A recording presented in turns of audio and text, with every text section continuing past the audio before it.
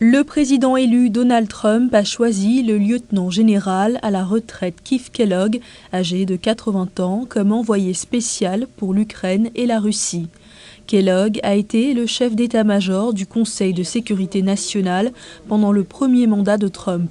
Kurt Volker estime que le président élu a fait le bon choix.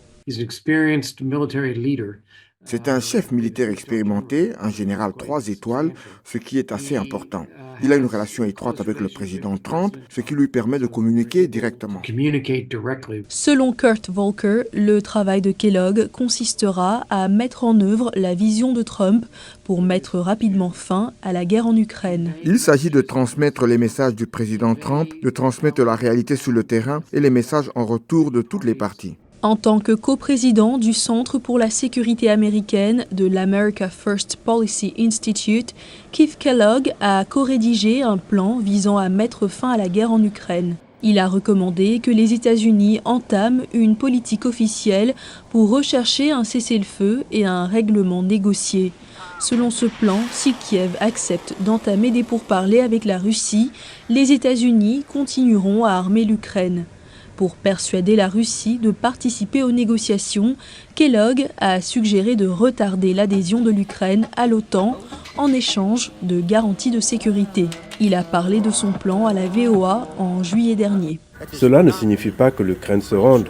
Cela ne signifie pas qu'il abandonne son territoire. Keith Kellogg a critiqué l'administration Biden pour ne pas avoir suffisamment soutenu l'Ukraine sur le plan militaire.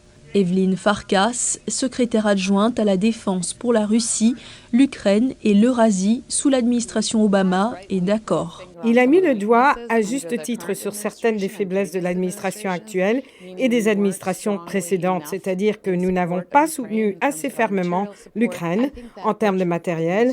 Je pense que l'administration Trump a pris un bon départ en nommant quelqu'un qui est un expert compétent et en soulignant également qu'il s'agit d'une priorité importante. John Herbst, ambassadeur des États-Unis en Ukraine de 2003 à 2006, affirme que le général Kellogg comprend que l'agression de Poutine en Ukraine constitue une menace pour les intérêts américains en Europe et dans le monde. Il comprend que mettre fin à la guerre d'une manière qui assure, comme le souhaite Trump, la survie de l'Ukraine est importante pour les États-Unis. John Bolton, ancien conseiller à la sécurité nationale de Trump et désormais son critique déclaré, affirme que Kellogg n'a pas assez d'expérience pour le poste. Il n'a pas le sens du conflit lui-même. C'est un opposant à l'OTAN à bien des égards. David Kramer était secrétaire d'État adjoint aux affaires européennes et eurasiennes sous l'administration de George W. Bush. Il considère que l'équipe de sécurité nationale proposée par Trump est un signe d'espoir pour l'Ukraine et l'Europe.